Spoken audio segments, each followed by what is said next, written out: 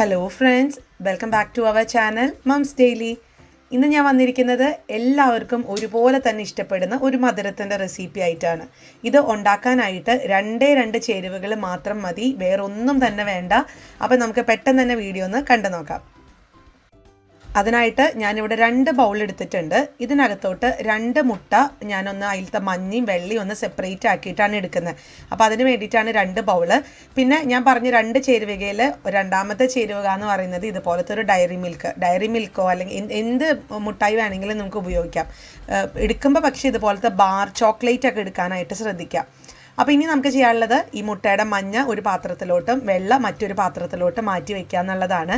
അപ്പോൾ ഈ മുട്ടയുടെ മഞ്ഞയും വെള്ളമൊക്കെ സെപ്പറേറ്റ് ചെയ്യാൻ എല്ലാവർക്കും അറിയുന്നുണ്ടാവും. ഞാനിപ്പോൾ അറിയാത്തവർക്ക് പറയാം. ഇതുപോലെ ഒന്ന് പൊട്ടിച്ചിട്ട് ഇതിൻ്റെ ഈ തോടിൻ്റെ 2 ഭാഗത്ത് പകുതി ഭാഗത്ത് ഒന്ന് മാറ്റി ഒഴിക്കുകയാണെന്നുണ്ടെങ്കിൽ നമുക്ക് പെട്ടെന്ന് തന്നെ വിട്ട് കിട്ടും. അപ്പോൾ അങ്ങനെ ഞാൻ മുട്ടയുടെ മഞ്ഞയും വെള്ളയും എടുത്ത് വന്നിട്ടുണ്ട്. മുട്ടയുടെ മഞ്ഞ മാറ്റി വെച്ചിട്ടുണ്ട്. വെള്ള ഇനി ചെയ്യാനുള്ളത് ഇതുപോലത്തെ ഒരു വിസ്കർ വെച്ചിട്ടോ അല്ലെങ്കിൽ ഒരു സ്പൂണോ ഫോർക്ക് വെച്ചിട്ടോ ഒരു 5-6 മിനിറ്റ് കണ്ടിന്യൂസ് ആയിട്ട് ഇതുപോലെ ഒന്ന് അടിച്ചടിച്ച് കൊടുത്തതൊന്ന് പതപ്പിച്ചെടുക്കണം. അത് ഇച്ചിരി ബുദ്ധിമുട്ടുള്ള കാര്യമാണ്. നിങ്ങളുടെ കയ്യിൽ ബീറ്റർ ഉണ്ടെന്നുണ്ടെങ്കിൽ അങ്ങനെ ചെയ്യാം. നമുക്ക് ബീറ്ററിലൊക്കെ ആണെങ്കിൽ 1 മിനിറ്റിനകത്ത് ചെയ്തെടുക്കാൻ പറ്റും. ഇതിപ്പോൾ ഞാൻ എല്ലാവർക്കും ചെയ്യാൻ വേണ്ടിയിട്ട് ഇതുപോലത്തെ ഒരു സ്പൂൺ വെച്ചിട്ടാണ് അല്ലെങ്കിൽ ഒരു വിസ്കർ വെച്ചിട്ടാണ് ചെയ്യുന്നത്. അപ്പോൾ ഇതവിടെ ഏകദേശം 6.5 മിനിറ്റോളം സമയം എടുത്തിട്ടുണ്ടായിരുന്നു. അങ്ങനെ നമ്മുടെ മുട്ടയുടെ വെള്ള ഇതുപോലെ അത്രയും പതഞ്ഞ് വരണം. എത്രത്തോളം പതഞ്ഞ് വരുന്നോ അത്രത്തോളം നമ്മുടെ കേക്ക് സോഫ്റ്റ് ആയിട്ട് വരും. അപ്പോൾ ഇതിൻ്റെ ഇപ്പം നമ്മളതൊന്ന് സ്പൂൺ വെച്ചൊന്നിങ്ങനെ എടുക്കുമ്പോഴത്തേക്ക് അതിങ്ങനെ വീഴാതെ അതിങ്ങനെ എന്താ പറയുക കൂർത്തിങ്ങനെ നിൽക്കണം. അതാണ് ഇതിൻ്റെ ഒരു പരുവം എന്ന് പറയുന്നത്. അപ്പോൾ അതവിടെ ഇരിക്കട്ടെ. ഇനി നമ്മൾ ഏത് ചോക്ലേറ്റാണ് നിങ്ങൾ എടുക്കാൻ പോകുന്നത് ആ ഒരു ചോക്ലേറ്റ് അത് പൊട്ടിച്ച് ഒരു പാത്രത്തിലോട്ടൊന്ന് ഇടണം. ഞാനിപ്പോൾ ഇവിടെ എടുത്തിരിക്കുന്നത് 100 ഗ്രാമിൻ്റെ ചോക്ലേറ്റാണ്. 100 ഗ്രാമിൻ്റെ ചോക്ലേറ്റിന് വേണ്ടിയിട്ട് 2 മുട്ടയാണ് ഞാൻ എടുത്തിരിക്കുന്നത്. അപ്പോൾ നിങ്ങൾക്ക് ബാക്കിയെല്ലാം നിങ്ങൾ എടുക്കുന്ന പാക്കറ്റിൻ്റെ അളവനുസരിച്ച് കൂട്ടും കുറയ്ക്കൊക്കെ ചെയ്യാം മുട്ടയുടെ എണ്ണം. അപ്പോൾ ഞാൻ ഇതൊന്ന് ചെറുതായിട്ടൊന്ന് ഇതിനകത്ത് പൊട്ടിച്ചിടുന്നുണ്ട്. അപ്പോൾ ഞാനിവിടെ ഒരു ഗ്ലാസ് ബൗളിനകത്താണ് ഇടുന്നത്. നിങ്ങൾക്കിതൊരു സ്റ്റീൽ പാത്രത്തിൽ വേണമെങ്കിൽ ഇടാം. ഇനി നമുക്ക് ഈ ഒരു ഡയറി മിൽക്ക് ഒന്ന് മെൽറ്റ് ചെയ്തെടുക്കണം. അതിനായിട്ട് നമുക്കൊരു ഡബിൾ ബോയിലർ മെത്തേഡാണ് ചെയ്യുന്നത്. അതിനായിട്ട് അടുപ്പത്തൊരു പാത്രം വയ്ക്കുക. അതിനകത്തോട്ട് വെള്ളം ഒഴിച്ച് വെള്ളം ഒന്ന് നന്നായി തിളയ്ക്കുന്നത് വരെ ഒന്ന് വെയിറ്റ് ചെയ്യുക. അപ്പോൾ ആദ്യം നമുക്ക് ചെറുതായിട്ട് തിളച്ച് തുടങ്ങുന്ന സമയത്ത് നമ്മളിതുപോലത്തെ ഏത് പാത്രത്തിലാണോ നിങ്ങൾ ഈ ഒരു ചോക്ലേറ്റ് ഇട്ട് വെച്ചിരിക്കുന്നത് ആ ഒരു പാത്രം, അത് ഗ്ലാസിൻ്റെയോ സ്റ്റീലിൻ്റെയോ എന്ത് വേണമെങ്കിലും ആവാട്ടോ, അതിൻ്റെ മേലെ വെച്ച് കൊടുക്കുക. അപ്പോൾ ഈ വെള്ളം തിളച്ച് വരുന്ന അതിൻ്റെ ഒരു ആവി കൊണ്ട് ഈ ഒരു ചോക്ലേറ്റ് എല്ലാം മെൽറ്റായിട്ട് വരും. അപ്പോൾ നല്ല സ്മൂത്ത് ആയിട്ടുള്ളൊരു ഫിനിഷിങ്ങിൽ നമുക്ക് നമ്മുടെ ചോക്ലേറ്റ് മെൽറ്റായിട്ട് കിട്ടും. ഇനി നിങ്ങളുടെ വീട്ടിൽ മൈക്രോവേവ് ഉണ്ടെന്നുണ്ടെങ്കിൽ അതിനകത്ത് 1 മിനിറ്റോളം ഒന്ന് വെച്ച് കഴിഞ്ഞാൽ നമുക്ക് മെൽറ്റ് ചെയ്ത് കിട്ടും കേട്ടോ. അപ്പോൾ എല്ലാവരുടെ വീട്ടിലും മൈക്രോവേവ് ഇല്ലാത്തത് കൊണ്ട് ഞാൻ ഇതുപോലത്തെ ഈ ഒരു മെത്തേഡ് കാണിച്ചു എന്ന് മാത്രം. അപ്പോൾ പെട്ടെന്ന് തന്നെ ഇതുപോലെ തന്നെ മെൽറ്റായിട്ട് വരും. അപ്പോൾ ഇത് കാണാനൊക്കെ നോക്കിക്ക് നല്ല സിൽക്കി ആയിട്ടുള്ള, എപ്പോഴും നമ്മൾ പറയത്തില്ലേ ഡയറി മിൽക്ക് സിൽക്കി ആണെന്നുള്ളത്, അത് സത്യമാണ് കേട്ടോ. ഇപ്പോൾ ഇത് കാണാൻ പറ്റില്ലേ, നല്ല ഗ്ലേസിംഗ് ഒക്കെ ആയിട്ടുള്ള ഒരു ചോക്ലേറ്റ് ആയിട്ട് ഇങ്ങനെ വരുന്നുണ്ട്. അപ്പോൾ നമുക്കൊരു സ്പാച്ചുല വെച്ചിട്ടോ സ്പൂൺ വെച്ചിട്ടോ ഇതുപോലെ ഒന്ന് ചെറുതായിട്ടൊന്ന് ഇളക്കി കൊടുക്കാം.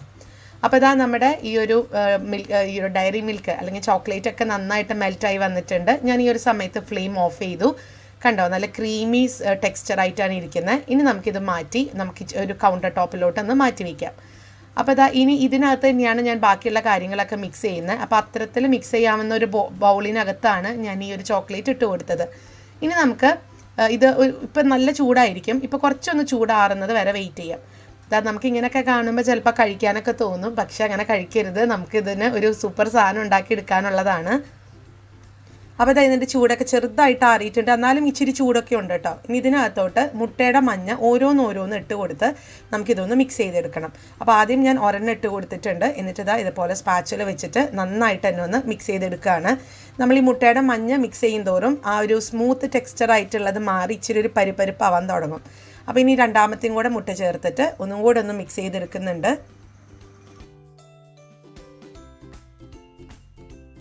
അപ്പോൾ ഇനി അടുത്തത് ചെയ്യാനുള്ളത് നമ്മുടെ മുട്ടയുടെ വെള്ള അടിച്ചു വെച്ചിരിക്കുന്നത് എല്ലാം കൂടെ ഒരുമിച്ച് ഇട്ടേക്കരുത്. മുട്ടയുടെ വെള്ള പകുതിയായിട്ട്, അതായത് ബാച്ചായിട്ട് നമുക്ക് ഇട്ട് കൊടുത്ത് ഇതൊന്ന് മിക്സ് ചെയ്തെടുക്കണം. അപ്പോൾ ആദ്യമേ തന്നെ ഇട്ട് നമ്മൾ മിക്സ് ചെയ്തെടുക്കുമ്പോൾ ഈ മുട്ടയുടെ വെള്ളമൊന്നും പെട്ടെന്നൊന്നും അരിഞ്ഞ് വരത്തില്ല.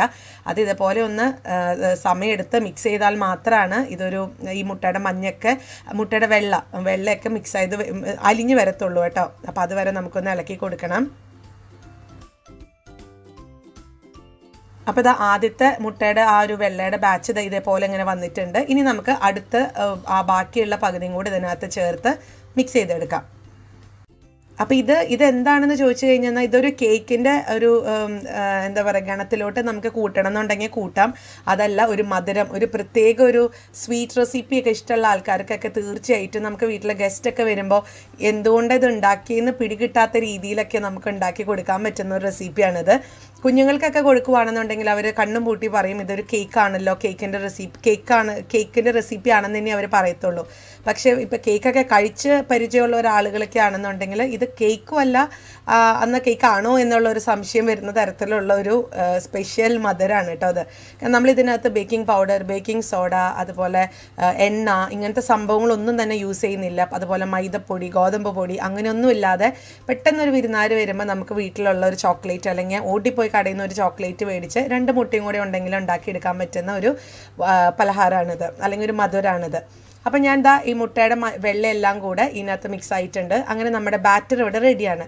ഇനി ഞാനിവിടെ ഒരു ചായപാത്രത്തിലാണ് ഇത് ഉണ്ടാക്കിയെടുക്കാൻ പോകുന്നത്. അപ്പോൾ ഒരു ചായപാത്രം എടുക്കുക, അല്ലെങ്കിൽ ഏതെങ്കിലും ഒരു സ്റ്റീൽ പാത്രം, ഏത് പാത്രമാണെങ്കിലും കുഴപ്പമില്ല. ഞാനിപ്പോൾ ഇവിടെ ഒരു നോൺ സ്റ്റിക്ക് പാത്രം എടുത്തതേ ഉള്ളൂ.